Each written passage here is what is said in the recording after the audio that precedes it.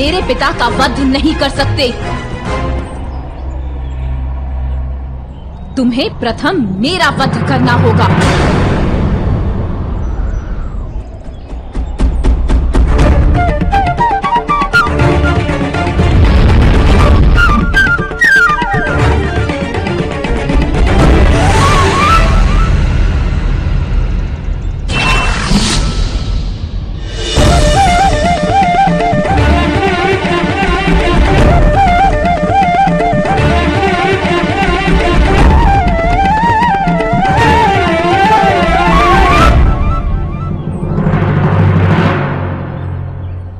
अद्भुत हो तुम द्रौपदी।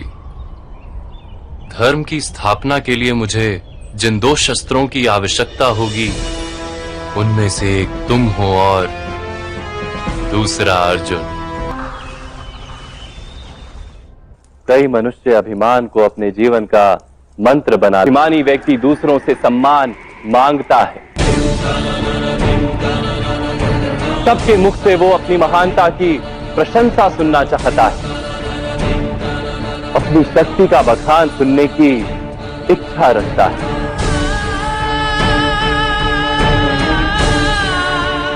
अर्थात अपनी शक्ति का प्रमाण वो दूसरों से मांगता है। उसे स्वयं अपने आप पर कोई विश्वास ही नहीं होता।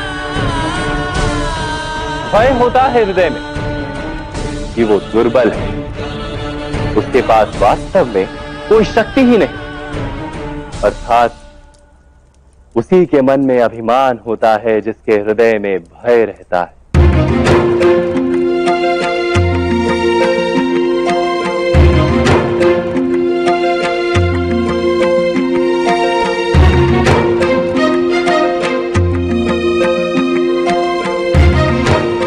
महाराज, वास्तव में अभिमान क्या भय का ही दूसरा नाम नहीं?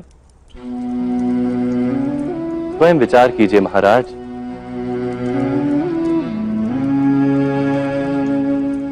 महाराज, भय हृदय का कारावास है और अभिमान उस कारावास पर लगा ताला। आप स्वयं को देखिए, अभिमान से बंधे व्यक्ति के हृदय में प्रेम प्रवेश ही नहीं कर पाता। आपके लिए आपके मित्र ही आपके शत्रु बन गए और आपकी संतान आपके लिए शस्त्रों से अतिरिक्त और कुछ नहीं बन पाई।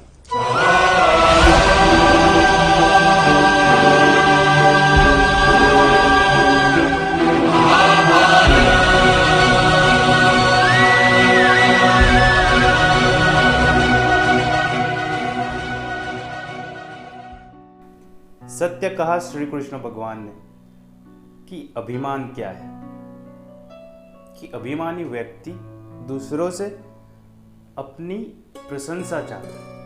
वो यही चाहता है कि दूसरे लोग उसकी प्रशंसा करें, दूसरों से मुख से अपने वखान सुनना चाहता है।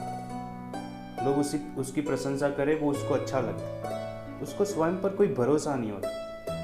उसको ये भय होता है कि वो स्वयं एक निर्बल है। और इसीलिए श्री कृष्ण भगवान ने कहा कि क्या अभिमान का दूसरा नाम भय नहीं? श्री कृष्ण भगवान ने ये भी कहा कि भय हमारे हृदय का कारावास है और अभिमान उस पर लगा ताला। यानी कि हम अभिमान से हमारे हृदय पर जो ताला लगा देते हैं, उससे जो प्रेम होता है वो हमारे हृदय में जा ही नहीं पाता, हमारे हृदय तक जा ही नहीं सकता। और श्री कृष्ण भगवान ने यह भी कहा कि महाराज आप ही देख लीजिए, अभिमान की वजह से आपका क्या हाल हुआ है।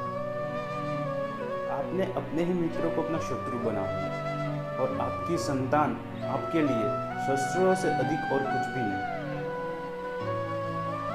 और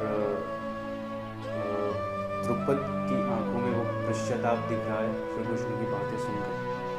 तो यहाँ पर श्री कृष्ण भगवान अभिमान की बात बता रहे हैं द्रुपद को। वो अहंकारी थे, अभिमानी थे, तो उनको समझा रहे हैं। जय श्री राम, जय श्री कृष्ण।